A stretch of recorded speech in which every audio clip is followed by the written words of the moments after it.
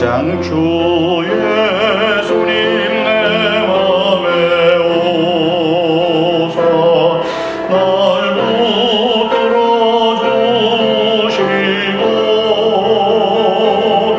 내 마음에 새 힘을 주사 늘 기쁘게 하소서.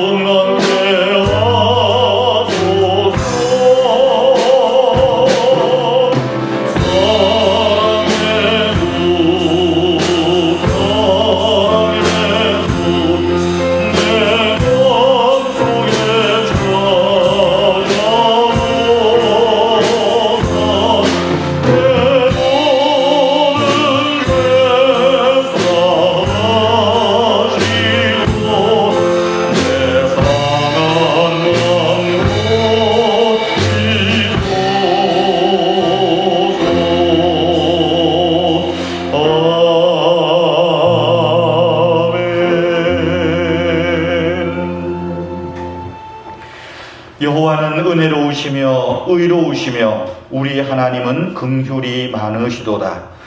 하나님은 영이시니 예배하는 자가 영과 진리로 예배할지니라. 아멘.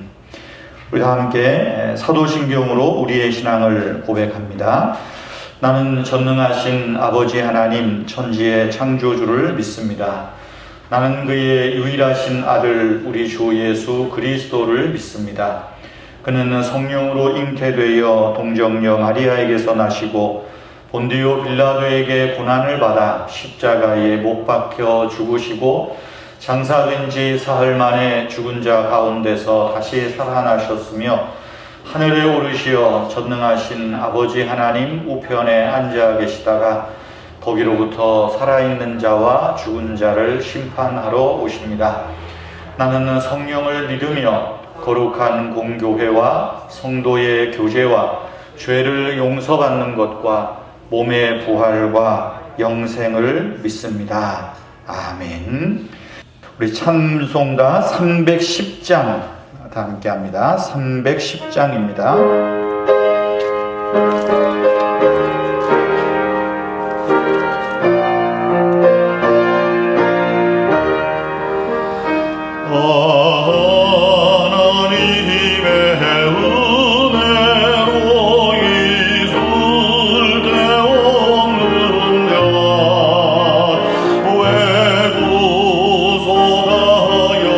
주는지 날 알 수 없고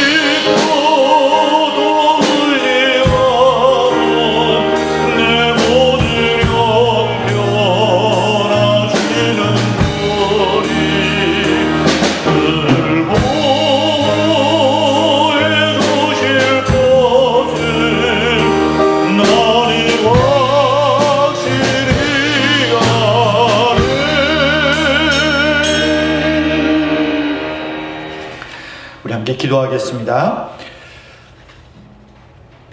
사랑과 은혜가 풍성하신 하나님 아버지, 오늘 복된 주일 우리가 삼위 하나님의 은혜와 또 사랑과 능력을 힘입어 하나님 앞에 예배하며 또 주 앞에 나올 수 있도록 인도해 주심을 감사합니다. 코로나 4차 대유행이 또 이렇게 시작이 되어서 부득이하게 비대면 예배로 우리 성도님들이 각자 흩어진 처소에서 또 영상을 통하여 예배를 드립니다. 또 우리가 이렇게라도 주님 앞에 한 마음으로 또 한 뜻으로 예배하며 또 찬송하며 또 동일하게 주님의 말씀을 듣게 해주신 은혜와 사랑을 감사합니다.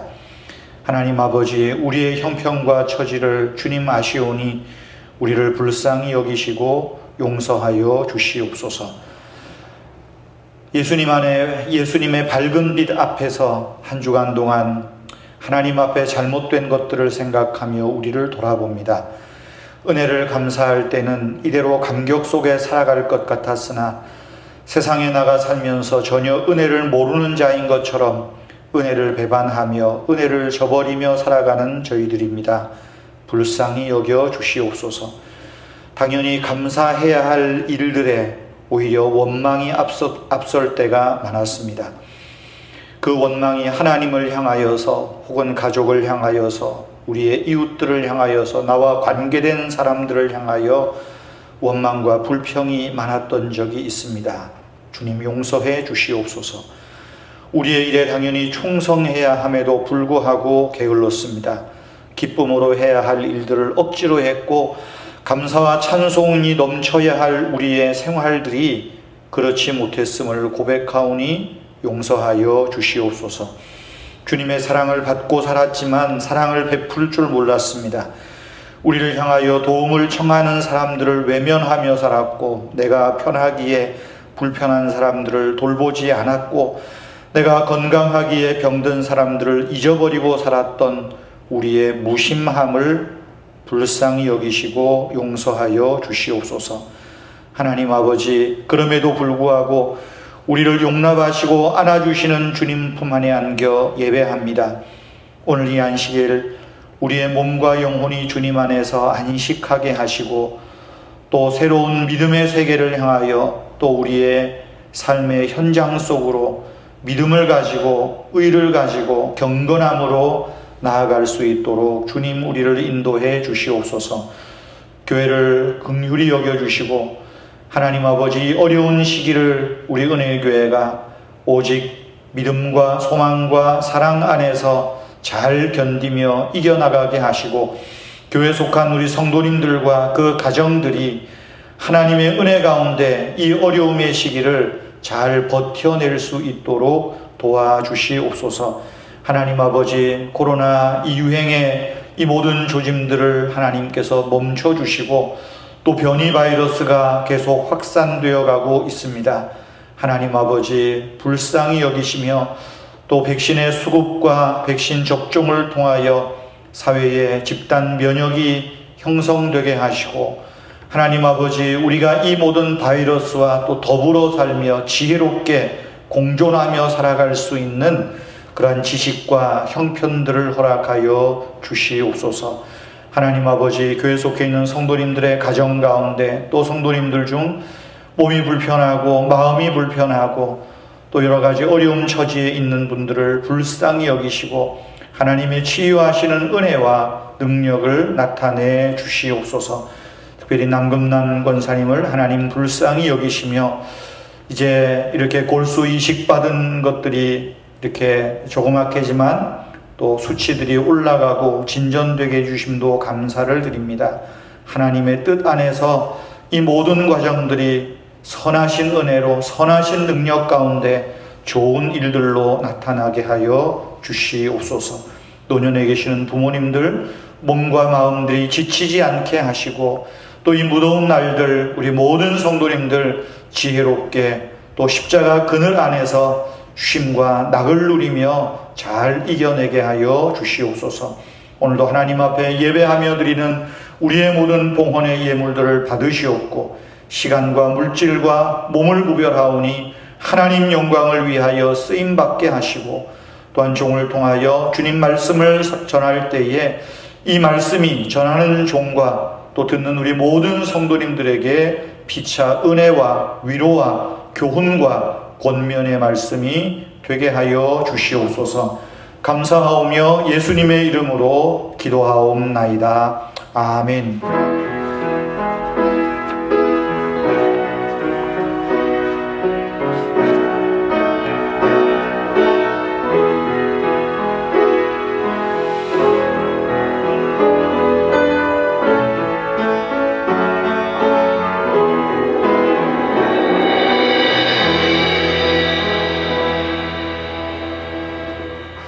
예, 교회 소식 드립니다. 지난주 광고 드린 대로 수도권 거리두기 또 4단계 조처로 해서 이번 주일 또 다음 주일은 우리가 비대면 온라인 예배로 진행을 합니다. 예배 필수 인원을 이렇게 20명으로 서울시에서 이렇게 지금 또 협력해 줄 것을 계속 공문을 하고 있습니다. 20명이라고 하는데 어떻게 될지는 모르겠지만 여러분 우리가 이 온라인 예배지만 또 불편하시지만 여러분 또 이 예배하는 시간에 또 집중해서 예배에 함께 끝까지 잘 참여하시고 또 마무리하시면 좋겠습니다. 주일 여러분 예배 참여하시는 그 시간에 맞춰서 또 9시 30분 또 9시 20분, 10시 50분 이렇게 여러분 또 주일 시간 맞추어서 꼭 예배 참여하시기를 바랍니다. 물론 우리가 예배 9시 20분, 10시 50분부터지만 여러분들은 교회 오시는 그 시간이 사실은 예배 시작하는 건데 우리가 비대면 예배나 또 그런 기대와 또 그런 준비들이 많이 부족하지만 여러분 가정에서 또 끝까지 또 온라인 예배 잘 참여해 주시기를 바랍니다. 수요일 오후 2시 예배 또 기도회 함께 참여해 주시고요. 그 이후에도 저녁에도 여러분 편하게 수요 온라인으로 참여해 주시기를 바랍니다. 이번 주 목요일 온라인 특강은 청년 우울증과 교회 주제로 지금 계속 나누는데요. 금주에는 우리 교회 안에 또 우리 젊은이들 요즘 좀 희망을 잃어가고 있다 그런 말을 하는데 우리 청년의 형편들에 대해서 함께 강의가 있습니다. 여러분 잘 참여해 주시기를 바랍니다. 이 시간 우리 준비한 헌금 같이 하나님 앞에 봉헌하겠습니다. 헌금은 여러분 오늘은 온라인으로 참여하시고요. 온라인 되시는 분들은 이 시간 우리 찬송할 때 헌금 찬송할 때 온라인으로 헌금 참여해 주시고 아니면 여러분 성경책에 또 헌금 해 주시기를 모아 주시기를 바랍니다. 우리 91장 1절과 4절만 봉헌 찬송하겠습니다.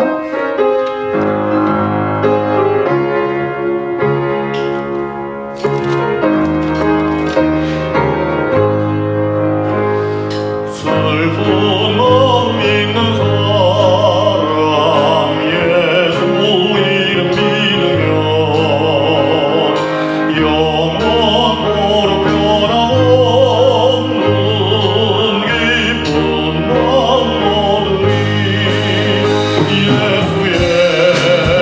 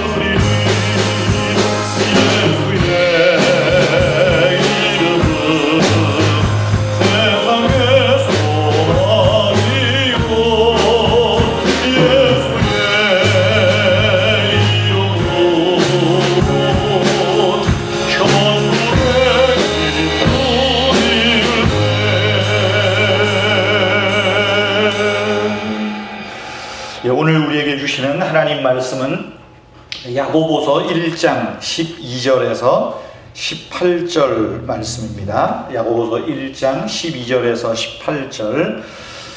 여러분 앞에 화면들을 보시면서 우리 다 함께 한 목소리로 하나님 말씀 같이 받들어 읽겠습니다. 12절부터입니다. 시험을 참는 자는 복이 있나니 이는 시련을 견디어낸 자가 주께서 자기를 사랑하시는 자들에게 약속하신 생명의 면류관을 얻을 것이기 때문이라. 사람이 시험 받을 때에 내가 하나님께 시험을 받는다 하지 말지니 하나님은 악에게 시험을 받지도 아니하시고 친히 아무도 시험하지 아니하시느니라. 오직 각 사람이 시험을 받는 것은 자기 욕심에 끌려 미혹됨이니 욕심이 잉태한즉 죄를 낳고 죄가 장성한즉 사망을 낳느니라. 내 사랑하는 형제들아 속지 말라. 온갖 좋은 은사와 온전한 선물이 다 위로부터 빛들의 아버지께로부터 내려오나니 그는 변함도 없으시고 회전하는 그림자도 없으시니라. 그가 그 피조물 중에 우리로 한 첫 열매가 되게 하시려고 자기의 뜻을 따라 진리의 말씀으로 우리를 낳으셨느니라. 아멘. 영상으로 여러분 보게 돼서 어색하지만 반갑습니다. 오늘 또 이렇게 예배 필수 인원으로 우리 또 이렇게 악기 팀들, 피아노, 또 베이스, 신디사이저, 드럼 이렇게 나와서 함께 예배해 주셔서 감사를 드립니다. 여러분 야고보서 1장의 주제는 시험입니다. 2절에서 4절까지, 물론 11절까지죠. 그걸 좀 더 세분하면 2절에서 4절까지는 시험을 만날 때 그 시험이 우리의 인격과 신앙의 성숙을 주는 기회인 것을 알고 시험을 기쁘게 맞아들이고 또 인내로 그 시험을 버텨내라 이렇게 말합니다. 그리고 5절부터는 이 시험을 기쁘게 여기고 인내로 버텨내기 위해서는 지혜가 필요하다. 그런 거로 하나님께 지혜를 구하라. 그렇게 또 기도를 강조하였습니다. 이제 12절부터는 조금 더 나아가서 그 시험에 대한 또 다른 이야기를 하고 있는데요. 12절은 11절까지 한 말씀을 하나의 요약하는 겁니다. 요약하면서 이렇게 말해요. 시험을 참는 자는 복이 있나니. 시험을 참고 견디어내는 자가 복이 있다. 근데 그 복이 어떤 복이냐? 생명의 면류관이라 이렇게 말씀하고 있습니다. 그러므로 하나님의 자녀는 여러 가지 시험을 만날 때 보다 멀리 내다보고 기쁨으로 또 긍정적으로 인내하면서 지혜를 구하면서 이 시험을 이겨내야 된다. 그럴 때 생명의 면류관으로 약속된 그 생명의 풍성한 복을 얻는다라고 말씀합니다. 지난주에 이 시험 가운데 우리가 지혜를 구하는 기도에서 함께 기억할 말씀을 붙들자 그랬죠. 예를 들어 로마서 8장 28절에 모든 것이 합력하여 선을 이루게 하신다. 야고보서 12장 2절에서 예수님을 바라보고 예수님을 생각하자. 그리고 베드로전서 1장 6절 7절에서 이 여러 가지 시험은 궁극적으로 우리에게 칭찬과 영광과 존귀를 안겨줄 것이다. 그 말씀들을 기억하면서 지혜를 구하고 또 버티고 견뎌내는 것. 그런 자에게 복이 온다라고 하는 것입니다. 오늘은 이제 13절 말씀부터 해서 이 시험과 유혹, 이 경계선에서 어떤 게 시험이고 어떤 게 유혹일까? 이 부분을 함께 설교 제목으로 정하면서 말씀을 나누려고 합니다. 여러분, 시험은 긍정적인 의미로 시련, 단련이라는 의미를 갖습니다. 훈련한다는 의미가 있어요. 그런데 부정적인 의미로는 유혹이라는 말로 쓰여집니다. 야고보서 1장에는 전부가 다 시험이라는 말로 이렇게 나오죠. 우리말에는. 물론 헬라어 성경에도 시험이라는 헬라어 원어 한 단어로 쓰여지는데 헬라어 사전을 찾아보면 용도에 따라서 크게 세 가지 다른 의미들로 나타납니다. 이 헬라어에서 성경 원어에서 말하는 시험은 말 그대로 시험입니다. 첫째는 테스트하는 거예요. 내가 시험 보는 것. 또 조금 더 나가서 훈련하는 것, 몸을 단련시키는 것. 그래서 1장 2절이나 12절에서 믿음의 시련이라는 말 쓰죠. 시련, 훈련, 단련시킨다 하는 것입니다. 그리고 또 세 번째 의미로는 유혹이라는 말로 번역이 됩니다. 물론 우리 개역 성경에는 대부분 야고보서 1장만 해도 시험과 시련으로만 번역을 했어요. 그래서 1장 11절까지는 사실은 시험, 시련의 의미예요. 그런데 13절부터는 유혹의 의미로 이 시험이라는 말이 쓰여지고 있다는 사실입니다. 여러분, 시험과 유혹의 차이는 뭘까요? 시험은 나를 돌아보고 점검하는 과정입니다.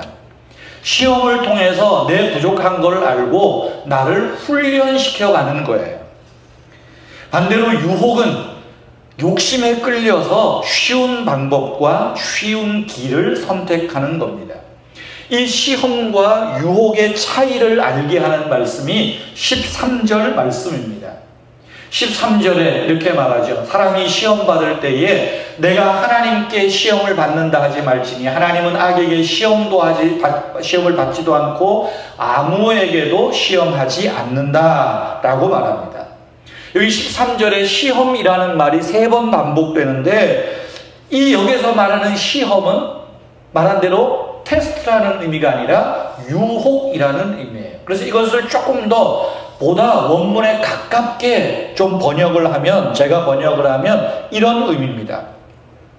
사람이 죄의 유혹을 받을 때에 하나님이 나를 유혹하신다라고 말하지 말지니 하나님은 악에게 유혹을 받지도 않으시고 친히 아무도 악으로 유혹하지 않는다. 악으로 시험하지 않는다.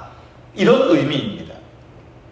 똑같은 시험이에요. 똑같은 상황이지만 이것을 나를 발전시킬 기회로 삼느냐, 내 실력을 쌓아갈 기회로 삼느냐, 아니면 내 유불리를 앞세워서 욕심으로 반응하느냐에 따라서 시험과 유혹이 나뉜다는 것입니다.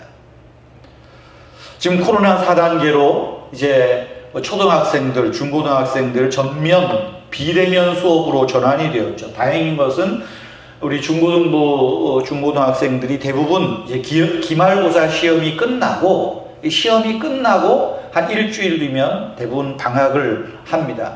참 다행인 거죠, 그래도. 근데 제가 기말고사 그러면 30년이 지난 지금도 막 그냥 기분이 나쁘고 소름 끼치는 그런 경험이 있습니다. 제가 좀 저의 이야기를 하는 걸 잘 들으셔야 오해도 안 하고요. 또 다른 소위 목사 선교사들 함부로 말도 안 하지 않을 텐데 어쨌든 좀 저의 이야기를 드리는 것이 여러분 이해가 쉬울 것 같아요. 제가 신학대학원 3학년 때 일입니다. 이제 신학대학원은 보통 학년으로 그냥 이야기를 하니까 3학년 1학기 기말고사였어요. 신학교는 굉장히 빡빡하게 수업을 하기 때문에 거의 고등학생처럼 공부를 합니다. 필수 과목이었어요. 3학년 1학기 때. 그 기말고사 시험이 다 끝났는데 성적이 F가 나온 거예요. 낙제 점수가 나온 겁니다. 이 3학년 2학기 때는 그 과목이 개설이 안 돼서 이 과목의 시험을 못 받으면 졸업을 못 합니다. 아니, 교회에서 학비 받아가면서 공부했는데 졸업 못하고 강도사 못 되면 이 얼마나 참 창피하고 그렇겠어요. 이해가 안 돼요. 이게 왜 F가 나오지? 왜 이게 낙제지? 왜냐하면 이 시험은 기말고사를 안 보고 그 교수님이 좀 두꺼운 책, 한 500페이지 되는 책을 읽고 한 10페이지에서 12페이지 정도 요약하고 서평을 해서 내라고 그러면 그걸 합산해서 이렇게 점수를 내겠다 그랬어요.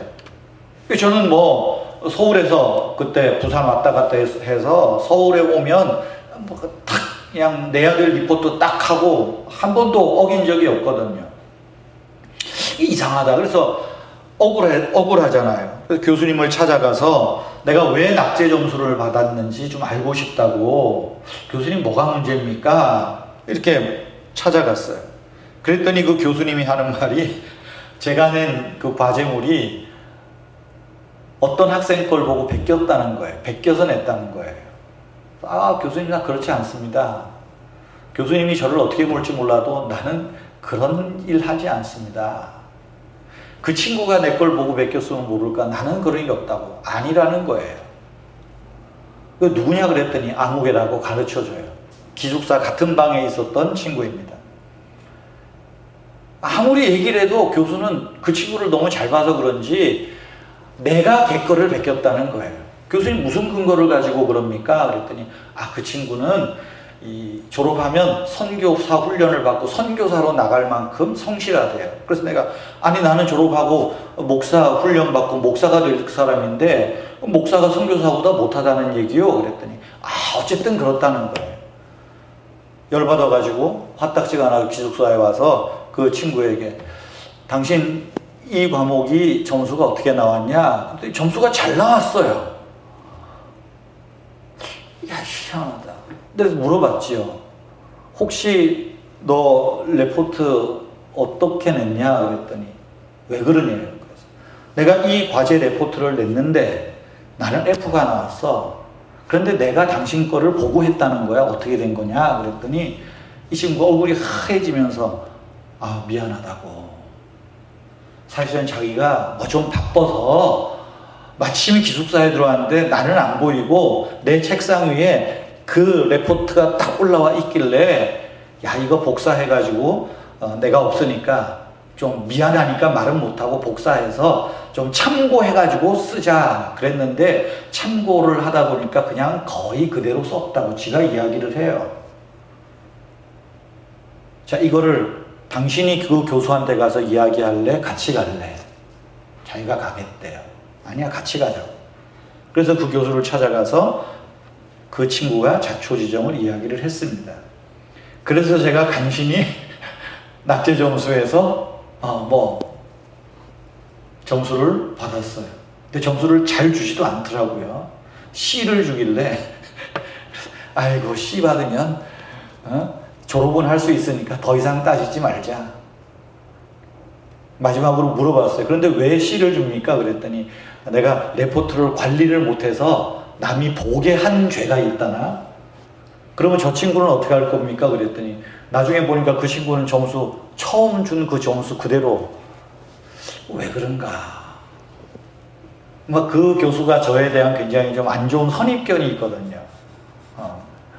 저 최봉환 전도사는 대학 다닐 때 좀 운동권에 과담했다던데 데모도 많이 했다던데 이게 좀 그 교수들이 다 알고 있었던 상황이거든요. 그래서 그런지 참 얼마나 분하고 억울하겠어요. 그런 일들이 있었습니다. 저는 그 기말고사에서 참 읽기도 쉽지 않고 예전에 아주 얼핏 읽었던 책이지만 제가 다시 책을 보면서 책을 요약하면서 또 서평을 하면서 내가 취할 건 취하고 버릴 건 버리고 그러면서 나름대로 그 시험에 임해서 내가 그 과목에 대해서 다시 한 번 더 확실하게 좀 배우고 알 수 있는 기회를 만들었어요. 여러분 이건 시험 본 겁니다. 그래서 내가 그 과목에서 조금 더 실력을 쌓을 수 있는 기회를 받은 거예요.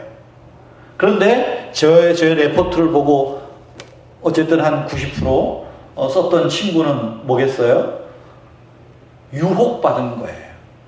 쉬운 길을 택한 거예요. 그래. 모르겠어요. 나한테 이야기를 했으면 그러라고 내가 허락했을지 안 했을지는 모르지만 그 친구는 유혹받은 겁니다. 똑같은 시험이에요. 똑같은 시험인데 저는 시험 보고 그 친구는 유혹을 받은 거예요. 이것이 시험과 유혹의 차이라는 것입니다. 미혹당한 거죠. 여러분 그것을 14절에서 이렇게 풀어서 잘 이야기를 합니다. 오직 각 사람이 시험 받는 것은 죄의 유혹을 받는 것은, 시험을 받는다라는 말은 죄의 유혹을 받는다는 말이에요. 자기 욕심에 끌려 미혹됨이니, 욕심에 끌린 거예요. 이렇게 하면 쉬운데, 이렇게 하면 좀 내가 수고를 10시간 할 거 5시간 단축하고 한 2시간이면 끝낼 수 있겠지. 욕심이에요. 욕심에 끌려간 거죠.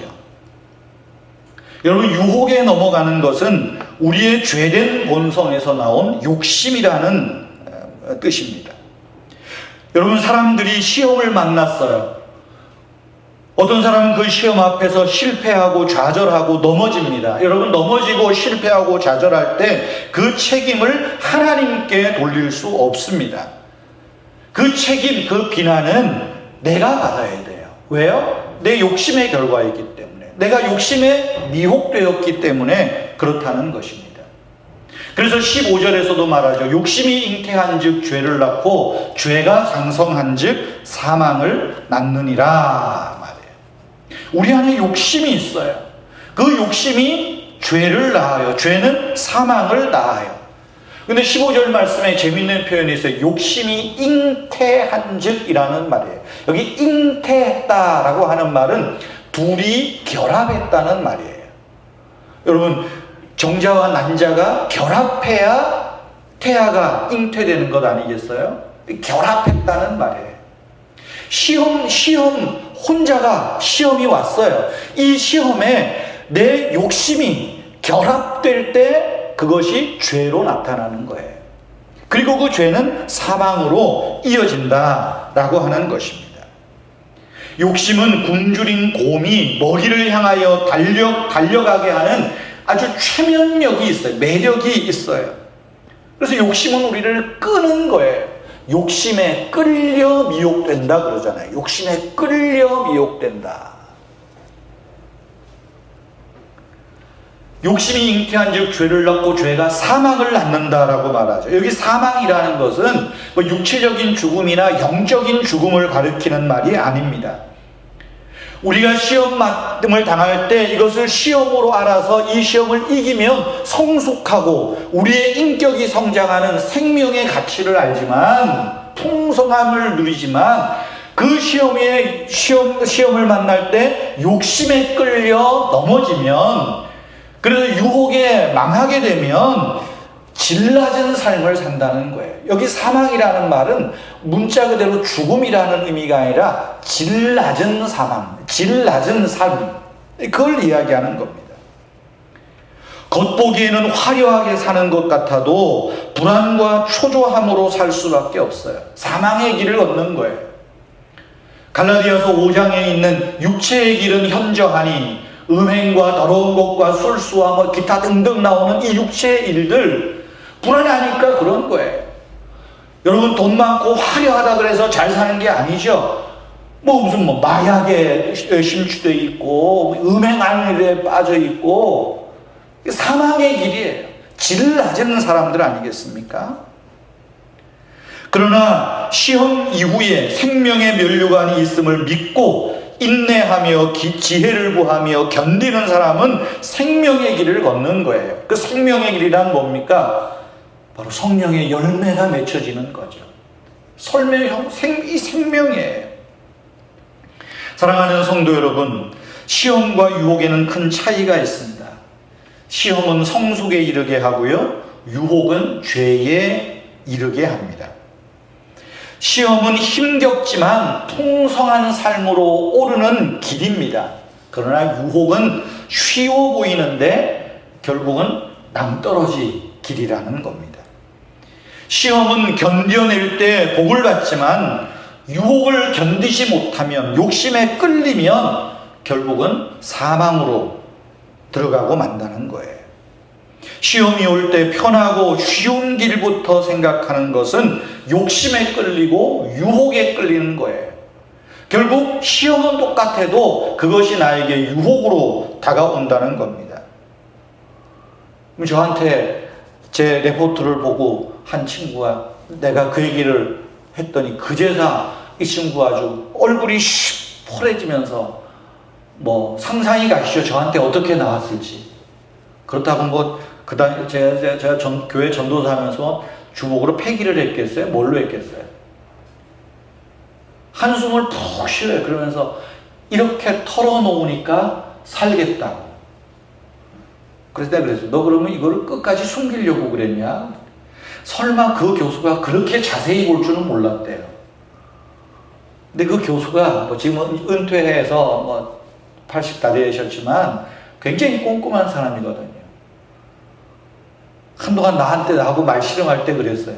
그러면 내가 왜 내가 왜 베꼈다고 생각하느냐 그랬더니 이렇게 영어 이름이 나오거나 그러면 나는 그냥 한글로 썼는데 그 친구는 한글로 쓰고 괄호 해놓고 영어 표기를 다 했다는 거예요.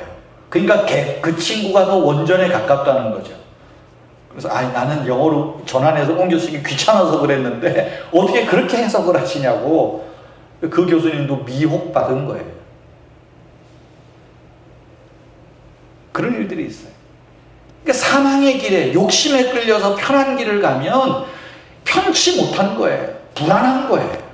그것이 사망의 길이라는 것이죠.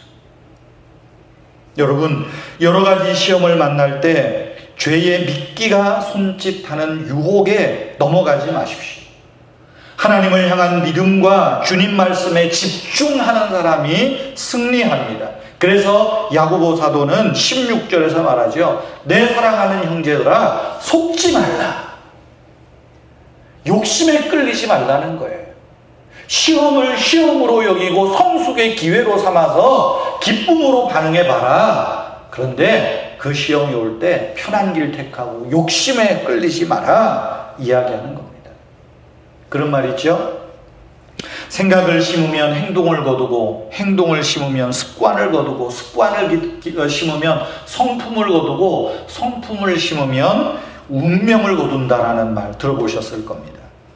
대수롭지 않은 생각, 사소한 죄, 해롭지 않은 습관 등등 여러분 이런 생각들, 이런 태도들이 눈덩이처럼 불어나서 이것이 우리의 삶을 끌면 어느 순간 내가 존경하는 신앙인들, 나 스스로도 하는 어떤 간증의 행위들을, 신앙의 승리들을 무너뜨릴 수 있다는 거예요. 다윗이 그런 경우 아닙니까? 순간이에요. 그래서 끌리지 말아야 돼요. 시험이 올 때 욕심에 끌리지 말아야 돼요. 편한 길보다 조금 불편한 길을 택하는 게 오히려 훨씬 더디게 가는 것 같아도 난 거예요. 사랑하는 성도 여러분, 우리는 늘 시험과 유혹의 갈림길에 서 있습니다. 똑같은 환경입니다. 그 환경에 내가 어떻게 반응하느냐가 시험과 유혹을 판가름합니다. 그러므로 우리는 그 시험과 유혹을 분별할 지혜가 필요합니다. 어떻게 분별하겠어요? 하나님은 우리를 죄로 유혹하는 분이 아니라 온갖 좋은 은사와 온전한 선물을 준비하고 베푸시는 좋으신 하나님을 먼저 기억하는 거예요. 내가 당하는 이 시험, 내가 욕심에 끌리고 편한 길을 택하려고 하는 것 절대 하나님이 주신 게 아니에요. 근데 욕심이죠. 그래서 13절에서 말하는 거예요. 내가 시험 받을 때 하나님이 나를 시험한다고 말하지 마라. 그 시험이 내게 기회로 주어지는 것, 오히려 그 뒤에 하나님의 축복이 있다는 거예요. 그래서 17절에서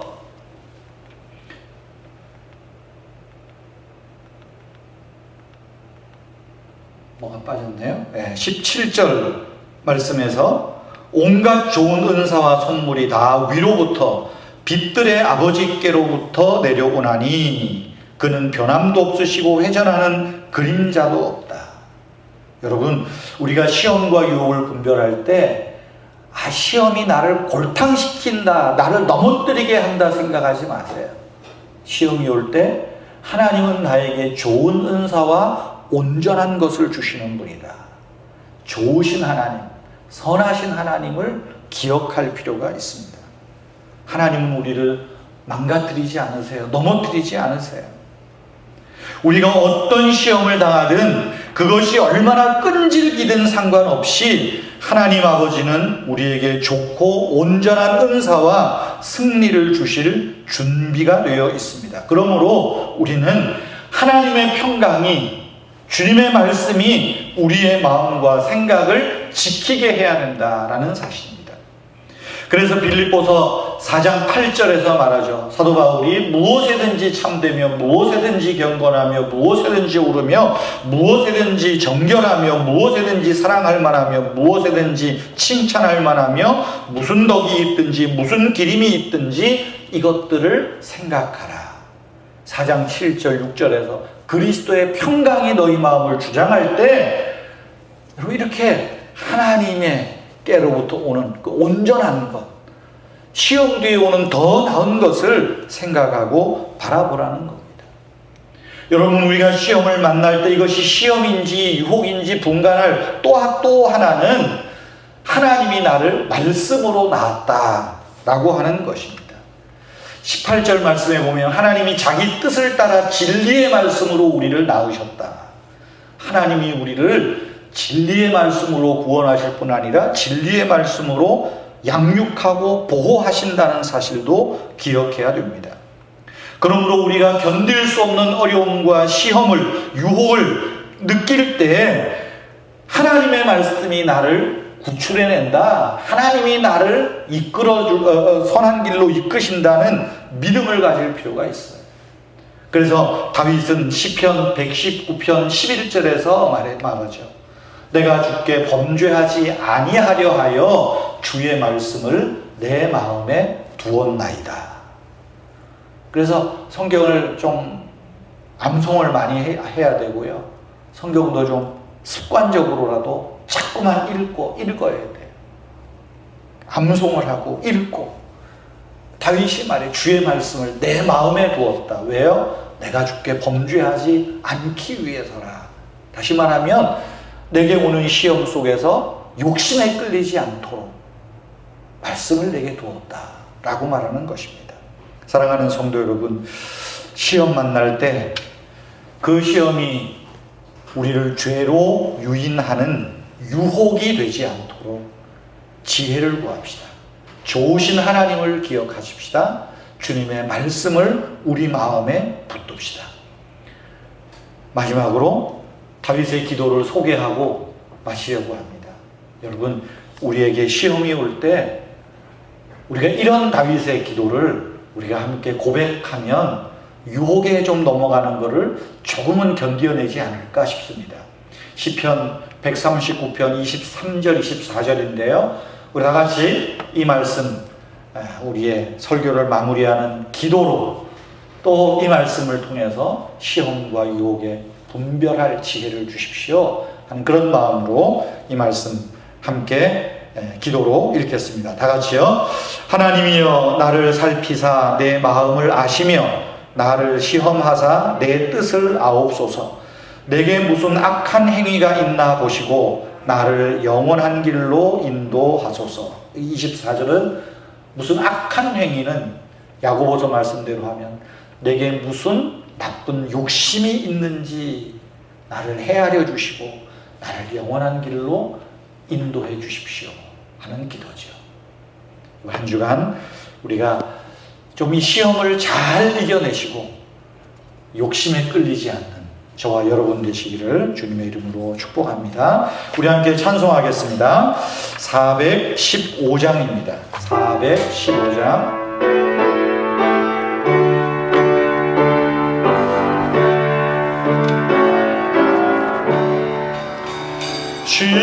십자가 그늘 아래 나시기 원하네. 전에 비심이 뜨겁고 짐이 무거워 이 광야 같은 세상에 늘 때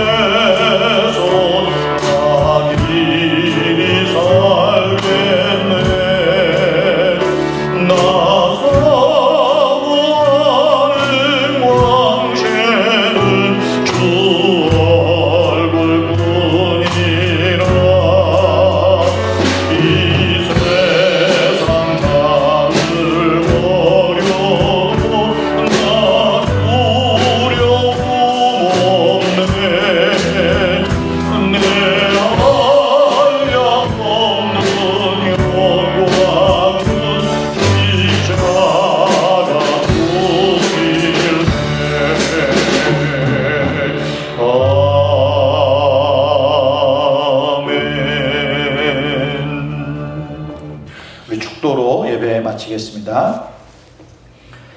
주 예수 그리스도의 은혜와 하나님 아버지의 크신 사랑과 성령님의 위로하시며 인도하시며 교통하심이 오늘도 주 앞에 나와 예배하는 모든 성도들 위해, 가정 위에 항상 함께 계시기를 축원하옵나이다. 아멘.